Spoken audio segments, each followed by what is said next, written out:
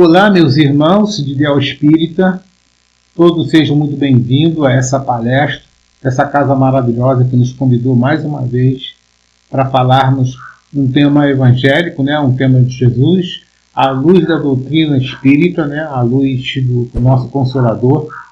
Peço a vocês que prestem atenção, que é muito importante entender todo o raciocínio, toda a lógica, porque a doutrina espírita é uma doutrina de lógica, de racionalidade, de pensar.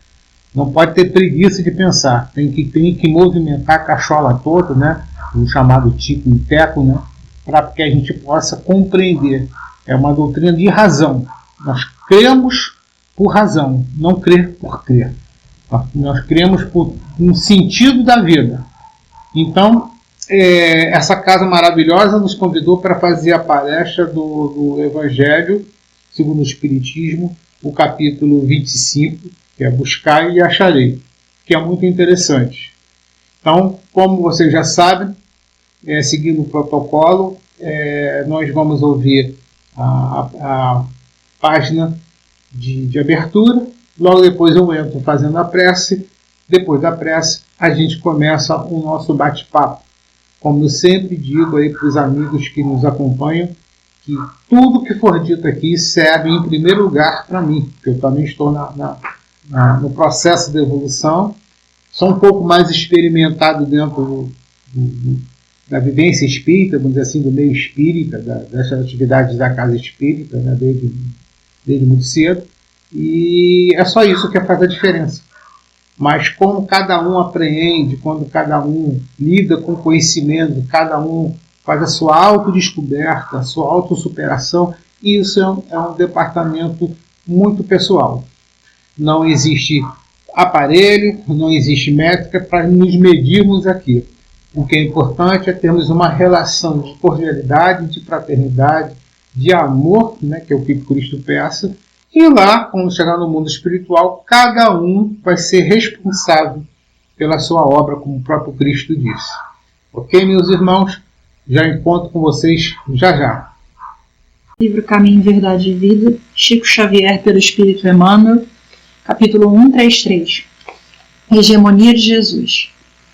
Disse-lhe Jesus: em verdade vos digo que, antes que Abraão existisse, eu sou.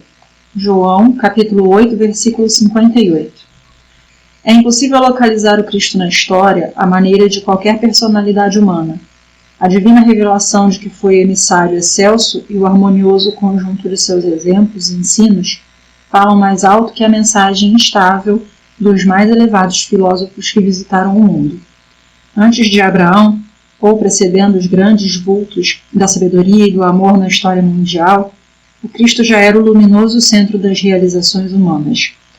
De sua misericórdia, partiram os missionários da luz que, lançados ao movimento da evolução terrestre, cumpriram mais ou menos bem a tarefa redentora que lhes competia entre as criaturas, antecedendo as eternas edificações do Evangelho.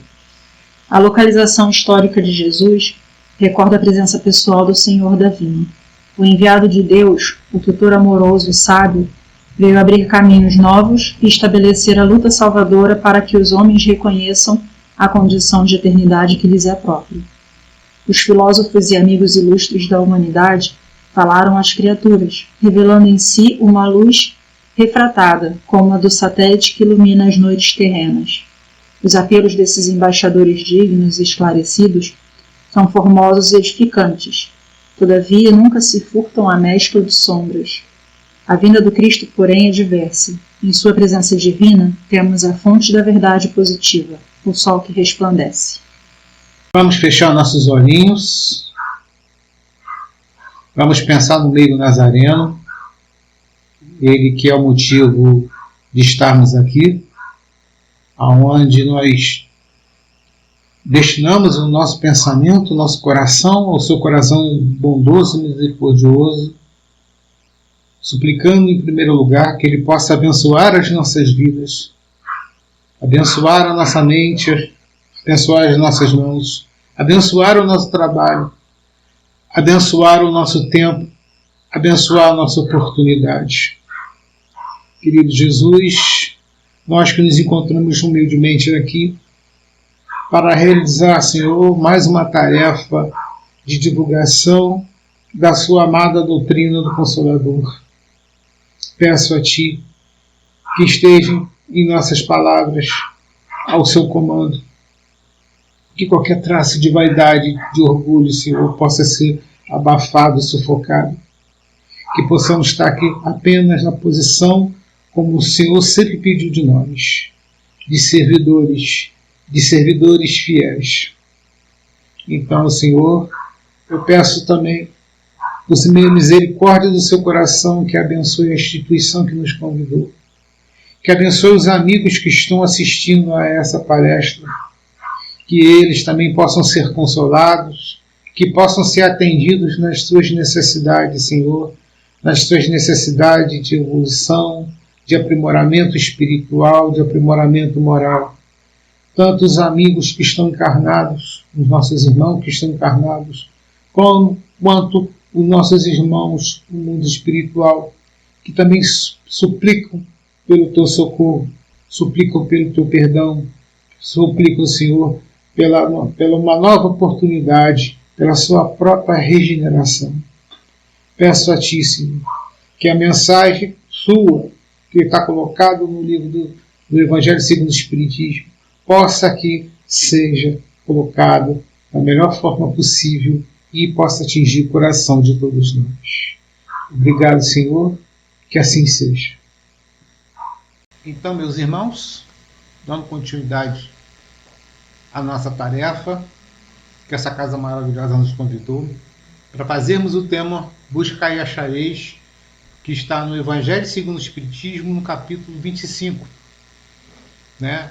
Aqui nós vamos ter apenas a abordagem dentro do Evangelho segundo o Espiritismo, nas palavras de Allan Kardec. Mas os irmãos que querem se aprofundar no conhecimento nesse mesmo tema, existem várias fontes, né? Eu poderia citar até da Joana de Ângeles, né? O Evangelho pela psicologia profunda dela, né? Esse mesmo tempo, dentro de uma análise, vamos dizer assim, transcendental, né? uma análise bastante espiritual, né? Desse mesmo tema. E eu recomendo para os irmãos que queiram se aprofundar mais nessa questão. Algumas pessoas irão perguntar, mas por que Kardec não falou isso? Por que coube Kardec plantar, vamos dizer assim, a árvore da revelação, né? da codificação, aliás. Plantar a árvore da codificação, do Consolador, dar o primeiro passo, É preciso que essa árvore ela cresça, e à medida que ela cresça, ela se frutifique, e aí sim, na posteridade, como somos nós estamos na posteridade em relação ao tempo dele, e aí vão chegando novas revelações, novos conhecimentos do mundo espiritual que dão assim, mais luzes a esse entendimento, a essa compreensão. A gente passando a entender que a coisa é muito mais profunda do que a gente possa imaginar. E que o Evangelho realmente é o ABC, é o alfabeto do universo, né? É o ponto de partida para qualquer entendimento da nossa ligação com Deus, né? É a própria revelação de Deus para a gente fazer essa profunda conexão. Mas como nós estamos aqui no nosso processo ainda, né? Nos debatendo ainda aqui na Terra, como diz o próprio Espírito de Emmanuel, das nossas sombras, né? Do nosso egoísmo, do nosso orgulho, das nossas lutas aqui na matéria, né? Cabe a nós darmos os nossos passos mais decisivos nessa direção. E esses passos são colaborados, são ajudados pelo esclarecimento que Allan Kardec e os espíritos dão na obra do Espiritismo. Esse capítulo em particular, ele não tem nenhuma instrução dos espíritos, né? Que assim, até chama a atenção da gente, né? Quem estuda o Evangelho, que assim, talvez seja o único, né? Eu aqui não tenho como precisar para vocês, mas eu notei que ele não tem. É apenas o esclarecimento dado a Allan Kardec.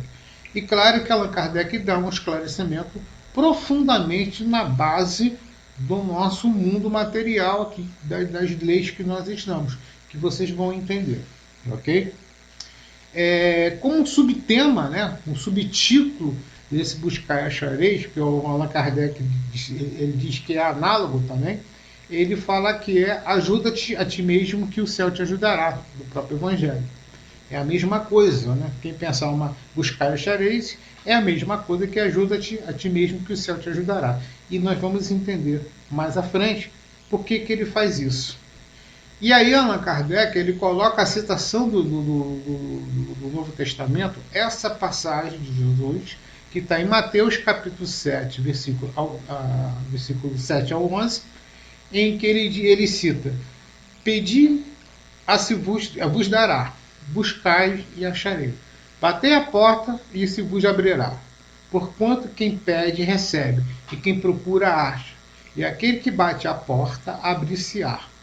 Qual o homem dentre vós que dá uma pedra ao filho que lhe pede pão? Ou seja, pedir um peixe e dar-lhe uma serpente. Ora, se sendo maus como sois, sabeis dar boas coisas aos vossos filhos.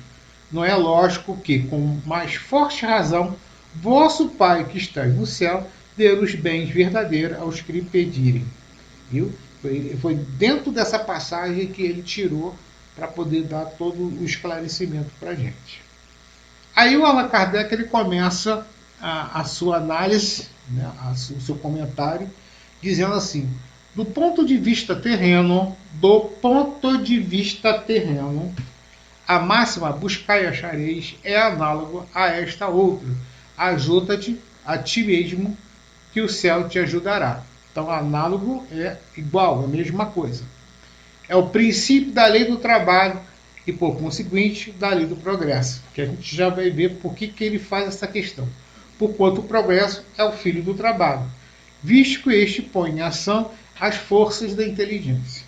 Então, Allan Kardec ele começa a fazer uma abordagem que Deus, vamos dizer assim, Deus quando nos criou, ele nos criou, que a gente brinca muito, né, nos nossos estudos, nas nossas palestras, já há muitos anos, Deus nos cria 0 quilômetro, zerado, tá? Mas ele dá as condições para que a gente busque a Ele, busque a Deus, vá ao caminho, que é o próprio processo da evolução, é o próprio processo do caminho da evolução, é buscar Deus. A gente sai de Deus, simbolicamente como fosse um círculo, né? A gente sai de Deus, dando a volta a todo o nosso processo de evolução para poder encontrar Deus. Então, quando ele nos cria simples e ignorante, como está no livro dos Espíritos, 0 quilômetro, a gente começa intuitivamente a essa busca. Sem entender meio direito, a gente vai indo, vai batendo, vai se batendo, e à medida que a gente vai avançando, a gente vai desenvolvendo a nossa inteligência, a nossa racionalidade, e aí os passos começam a dar com mais segurança. Mas Allan Kardec ele coloca uma questão importante. Ele diz que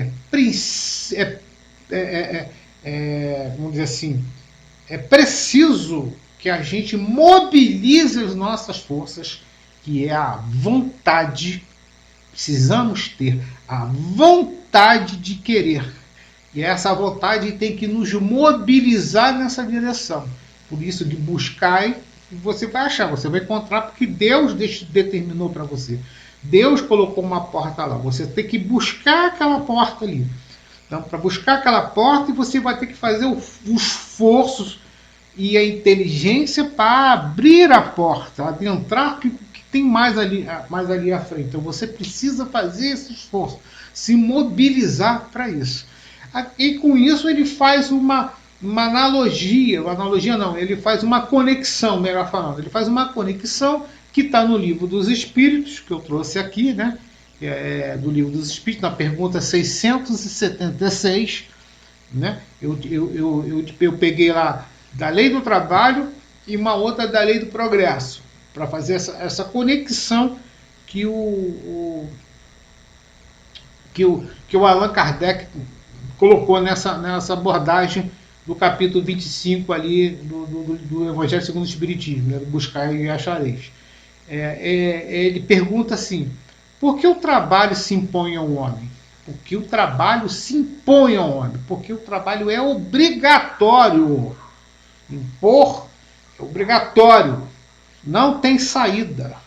Porque se a gente não realizar o trabalho, a gente acaba caindo na outra lei, que é a lei de destruição. A gente morre. A gente definha e a gente morre, não é verdade? E vamos botar tudo que ele colocou na perspectiva material, do mundo que nós estamos. Se a gente não fizer esforço para o nosso trabalho, né? Impor o nosso trabalho, que o nosso trabalho é a condição da nossa sobrevivência, não é? É onde a gente busca os meios da nossa sobrevivência. Se a gente não realizar esse trabalho, aí a gente morre, ok? Claro que alguém vai dizer assim, mas eu posso não fazer esse trabalho, mandar os outros, obrigar os outros, como escravidão, como pode, sim, pode, mas existe também a lei de causa e efeito e outras coisas, né? E no processo reencarnatório a gente muda de papel, você vai chegar um momento que o determinismo evolutivo vai te colocar numa posição que você não vai ter esse privilégio. Isso aí já é uma outra abordagem. Vamos mais focar aqui na questão da imposição ao homem ao trabalhar. O homem tem que trabalhar. Aí os espíritos vão responder o seguinte: por ser uma consequência da sua natureza corpórea. O estarmos no mundo material, como está falando, é necessário que a gente lute pela nossa sobrevivência, que a gente reúne os recursos materiais para a nossa sobrevivência, não é verdade? Seja de alimento, seja de abrigo, seja de defesa, seja de ferramentas, seja infinitas coisas. Tá? A gente precisa. Aí ele fala, é expiação, e ao mesmo tempo meio de aperfeiçoamento. É expiação é obrigação. Você tem que passar. Então, todo espírito, todo e qualquer espírito que encarna ou reencarna aqui na Terra, é colocado a ele a condição de obrigação do enfrentamento das questões materiais. Ele está sujeito às questões materiais. Ou seja, ele precisa comer, ele precisa beber água, ele precisa se vestir para se proteger, ele precisa criar abrigos, etc, etc, etc. É uma imposição, né, natural do meio corporal, do meio material. Por isso que ele chama de expiação. E ao mesmo tempo é meio de aperfeiçoamento. Por que é meio de aperfeiçoamento? Porque quando nós estamos aqui no mundo material, a gente vai buscando transformar as questões materiais, o meio material, os elementos materiais, para melhorar a nossa condição de vida, né? Eu dizia aos meus alunos lá atrás, lá no Rio, por exemplo, que antigamente, muito antigamente, lá no mundo primitivo, a nossa geladeira, a nossa despensa era a natureza. A gente tinha que sair para caçar na natureza. E caçar, você sabe como é que é. Você pode ter sorte, como você não pode ter sorte naquele dia. Então, ficava uma coisa muito, muito estável, né? Até que um dia o homem aprendeu que ele, em vez de ficar caçando, ele podia domesticar o animal, né? Ele podia estar junto com o animal. Então, o animal domesticado, ele ia dispor do animal nas suas necessidades. Então, ele melhorou demais o seu trabalho, ele melhorou demais a sua condição por causa da inteligência. Ele observou que ele podia criar e ele fez a mesma coisa com as plantas. Ele observou que ele podia coletar as sementes que ele colocasse num determinado lugar, ele não precisava ficar saindo por aí achando, tendo que achar a fruta, tem que achar o trigo, tendo que achar algum tubérculo, alguma coisa. Não, ele conseguiu controlar aquilo ali. Ele domesticou tanto plantas quanto animais. Usando o quê? A inteligência. Depois ele viu que não tinha caverna para tudo quanto é lugar. Ele precisou criar abrigos. E dos abrigos ele foi aperfeiçoando os abrigos, tornando casas. Até chegar aos nossos dias, que nós temos casas maravilhosas. Nossas casas, né? Elas são tecnologicamente maravilhosas, comparadas aos períodos do passado. Quanto melhorou a nossa vida. Nós aprendemos a costurar roupas, fazer roupas para nos proteger, porque diferente dos outros animais, a gente precisa criar materiais para nos proteger dos arranhões do meio ambiente, proteger do frio, proteger do próprio sol, proteger de tantas coisas, não é verdade? Então isso estimulou a inteligência. É nesse ponto que os espíritos estão falando. Sem o trabalho, o homem permaneceria sempre na infância quanto à sua inteligência. Isso é verdade, gente. Imagine pegar uma criança e não dar os meios para ela, prender ela dentro de casa, não dar nada para ela, apenas dar comida para ela. Ela vai crescer, não vai? Vai crescer. Mas ela vai desenvolver a sua inteligência? Não, né? Porque ela não vai estar estimulada. Então, não sendo estimulada, ela vai estar adaptada para o mundo? Não vai estar adaptada ao mundo, porque não é levada ao mundo. Então, ela vai ficar atrofiada. E aí, a tendência natural é ela não sobreviver. Ela não vai aguentar os rigores da realidade do mundo e vai morrer. Principalmente depois que não tiver a cobertura dos seus progenitores, dos seus pais, ou de quem cuida deles ali. Então, a criança não se desenvolve. E é a mesma coisa que ele está colocando aqui. A criança somos nós, todos somos espíritos. E espírito no nosso processo evolutivo. Se a gente não for estimulado a trabalhar a nossa inteligência, a trabalhar os nossos sentimentos, a gente não progride, a gente não sai do lugar. Isso é uma grande verdade, não é? Se a gente tem muito recurso material, há uma tendência natural da acomodação, a gente fica acomodado. E aí a gente começa a avaliar uns outros por uma perspectiva muito equivocada nossa, do nosso cômodo, achando que o outro é fraco, que o outro não tem força. Claro, a gente está no conforto, né? A gente está no conforto, né? Desculpa.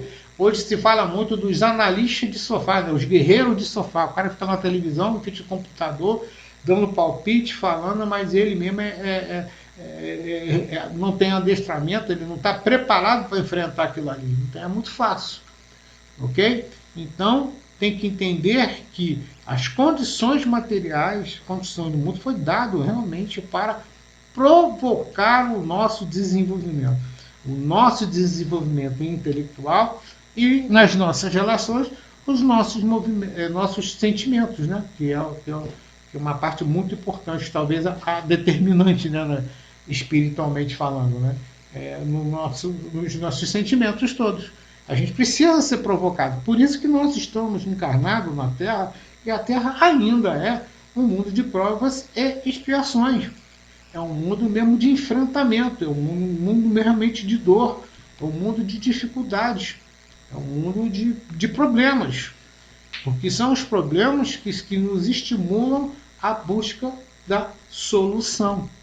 Né? E a busca da solução estimula tanto a nossa inteligência quanto os nossos sentimentos. Ok?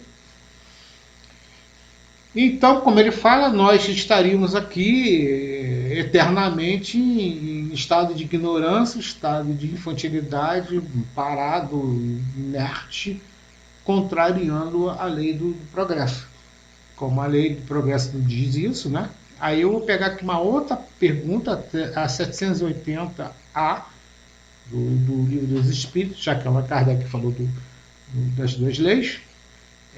Dentro da lei de progresso, ele fala assim: como pode o progresso intelectual engendrar o progresso moral? Ele falou: como que o progresso intelectual ajuda, né, estimula o progresso moral? Aí ele: fazendo compreensível o bem e o mal. Fazendo compreensível o bem e o mal. Ou seja, fazer compreensível aonde está o conhecimento e está a ignorância. Entendeu? Onde está a dor, onde está o alívio. Onde está o agradável, está o desagradável. Entre essas dualidades, nós vamos direcionando-nos assim o nosso caminhar no movimento mais seguro possível, já que a gente tem um objetivo lá na frente. Então a gente vai contornando, como diz ilustramente, as pedras do caminho. A gente vai realizando as curvas da melhor forma possível. Você sabe, quem dirige numa curva, a gente tem uma velocidade máxima que a gente pode entrar na curva. Que se a gente entrar com uma velocidade muito exagerada, a gente não faz a curva, a gente atravessa a curva, provoca um acidente, não é? Então tem todo um saber. Esse saber, ele só vai vir a partir da compreensão desses processos, que é aqui que ele coloca bem e o mal, né? E o bem e o mal, a gente tem que entender numa compreensão bastante profunda, bastante assim, complexa. Não é só o bem do mal, o bem de bondade, o bem e a crueldade. Não é só esse lado, é o certo e o erro, é o conhecimento e o desconhecimento, né? Vamos dizer assim. É nesse sentido. Então, a parte intelectual nos ajuda, o raciocínio, por isso que nós estamos na doutrina racional, né? uma doutrina de lógica como o Espiritismo, para que a gente possa compreender melhor discernir o bem do mal, né? O mal do bem, né? Discernir as questões todas. E a gente direcionar melhor os nossos passos. Até que chegue um dia, pela nossa maturidade espiritual, quando a gente acumular bastante conhecimento e quando a nossa moral estiver bem desenvolvida, esses passos se darão de uma forma extremamente mais segura. Assim, quase sem erros. Eu diria praticamente sem erros, né? Porque a gente vai saber bem o caminho, a gente vai saber bem as coisas, a gente vai entender todos os processos. E a gente vai se conhecer tão bem que a gente só vai desenvolver o nosso lado positivo, o nosso lado de bondade. E a gente vai transformar o nosso lado sombra, né? O nosso lado do erro, o nosso lado ruim que nós temos, os nossos maus sentimentos. A gente vai perceber que ele nos faz mal, então a gente vai transformá-lo. Não pode deixar ele nos dominar. Então nós vamos caminhando mais seguramente. Ok? E aí ele fala, o homem desde então pode escolher. O desenvolvimento do livre-arbítrio acompanha o da inteligência e aumenta a responsabilidade dos atos. O que ele está dizendo? Ele está dizendo que à medida que a gente também aumenta o nosso conhecimento, aumenta a nossa responsabilidade, porque a gente começa a discernir mais o certo do errado, né, o bem do mal, e aí a nossa responsabilidade aumenta. Ok? Certo? É aquilo que se faz, né? Fala, né? Quando um juiz comete um erro, ele comete uma infração, ou seja, a penalidade dele espiritual é muito maior do que um uma pessoa comum, que não tem escolaridade e tudo mais. Né? Porque Deus, a sabedoria divina, né? A justiça divina, ela bota os pesos certinhos nas coisas da responsabilidade. Aquele que tem mais conhecimento tem mais responsabilidade em relação àqueles que têm menos. Ok? Isso é profundamente lógico e profundamente justo, não é verdade? E a outra coisa que aí eu peguei do direito, né, do nosso direito dos nossos dias, né, buscar e acharei, ele trata ali na questão de necessidade versus possibilidade. Então a gente chega lá e pede, busca, ó, Senhor Deus, Senhor Jesus, eu quero tanta coisa, tanto isso, aquilo ali. Que a providência divina, que o mundo espiritual superior que age em nome de Deus, ele vai fazer? Ele vai avaliar o nosso pedido dentro da relação de necessidade versus possibilidade. Ele vai ver assim, você tem essa necessidade evolutiva, ele vê a necessidade do prisma da evolução do espírito. Ele não vê da perspectiva material, como se o mundo espiritual não existisse, né? Como se só material. Eles não veem isso, ele vê a visão ampla. Eles colocam o mundo material como um instrumento do processo evolutivo. Então ele avalia a nossa necessidade. Tem necessidade de você ganhar isso?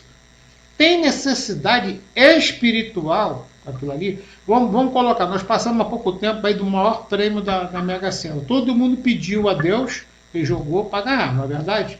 Mas só que 8, que eu me lembro, ganharam. O resto, a multidão perdeu, não é verdade? Ora, o que o mundo espiritual avaliou? Ele avaliou para cada um de nós. Você tem necessidade de realmente ganhar aquilo ali? Tem que ver, gente, que muito dinheiro também é uma provação muito difícil para o espírito, né? A prova da riqueza. E geralmente o espírito não preparado, ele vai cair. E aí o mundo espiritual analisa essa necessidade. E aí a outro fator, né, é a possibilidade. Eu peço, que nem criança quando pede uma coisa. Ele analisa a possibilidade. Você está maduro para ter aquilo ali? Você está preparado para aquilo ali? Que é uma das coisas mais importantes de a gente pensar na providência divina. Ela vai nos atender dentro da possibilidade, dentro do mérito, dentro da nossa maturidade para termos aquilo ali. Então a gente calcula esses dois elementos, necessidade e possibilidade. Então é por isso que eu pedi tantas vezes e não sou atendido. Se você está pedindo coisas materiais, vai botar nessa fórmula aí. Se você está pedindo coisas espirituais, também vai estar nessa fórmula aí. E talvez o nosso pedido, dessa vez um pedido espiritual, a possibilidade não é de agora. Ela é para mais tempo na frente. As coisas, o tempo, o processo tem que se dar, tem que se construir. Não pode se dar um salto de um lado para o outro. Né? Vamos pegar do nosso mundo material. Chega um jovenzinho, eu quero ser engenheiro. Simplesmente o pedido dele, a vontade, eu quero ser engenheiro, não vai dar. Ele vai ter que ter a possibilidade de entrar numa faculdade, para chegar até ao nível, né? Uma faculdade de engenharia, cursar toda a faculdade, vencer todas as matérias, né? Passar em todas as matérias para ser diplomado lá e etc. Ou seja, essa possibilidade, ela também tem essa questão do tempo de se realizar. E é isso que Deus faz conosco, ok? E para finalizar, né, o próprio Allan Kardec, ele coloca lá no finalzinho do item 5, né, ele fala, os espíritos não vêm isentar o homem da lei e do trabalho. Ou seja, os espíritos não vêm tirar a gente do trabalho, da nossa responsabilidade. Vem unicamente mostrar-lhe a meta que ele cumpre atingir e o caminho que ele conduz. Ou seja, os espíritos ponto, é lá que você tem que chegar. É aquele ponto. Dizendo, anda e chegarás. Toparás com pedras. Olha, te afasta de tu mesmo. Nós te daremos forças necessárias se quisermos empregar. O que os espíritos vão fazer? Eles vão alertar para os perigos, vão alertar para essas pedras do caminho, mas eles não poderão remover as pedras. Nós que vamos ter que aprender a remover as pedras ou desviar do caminho. É isso que está. Então entender que buscar e acharei. Está lá, ó. Para todo mundo. Deus colocou a porta, o caminho para todo mundo. Mas a gente tem que mobilizar as nossas forças, mobilizar a nossa inteligência, desejar isso, ter vontade disso para a gente atingir essa meta. E assumir as consequências do processo, do caminho. Que não tem como, não tem isenção para ninguém. Nenhum espírito foi criado no universo, ou está sendo criado no universo, isento da luta, isento da evolução, isento das provações, isento das expiações. Não existe nenhum. Todos nós estamos nesse processo. É regra geral para todos nós. Ok, meus irmãos? Então, eu agradeço a todos pela essa atenção. Espero que eu tenha despertado, pelo menos com a ajuda de Jesus, despertado a curiosidade, o interesse no tema, para a gente refletir bastante essa questão e aí disso aí a gente melhor conduzir o nosso destino e principalmente afastar as fantasias, superstições, crendices, tolices inúmeras que tem em torno do Evangelho e de outras coisas, etc. Porque, segundo o Espiritismo, cabe a cada um de nós a responsabilidade da gente, da nossa evolução. O outro, nem os espíritos, nem ninguém é responsável pela nossa evolução. Somos nós que temos que buscar, somos nós que temos que mobilizar as forças para atingir, vamos dizer, a grande herança de Deus que determinou para cada um de nós. Ok, meus irmãos? Muito obrigado por fazer a nossa prece de encerramento. Desde já, deixo um abraço muito forte para cada um de vocês.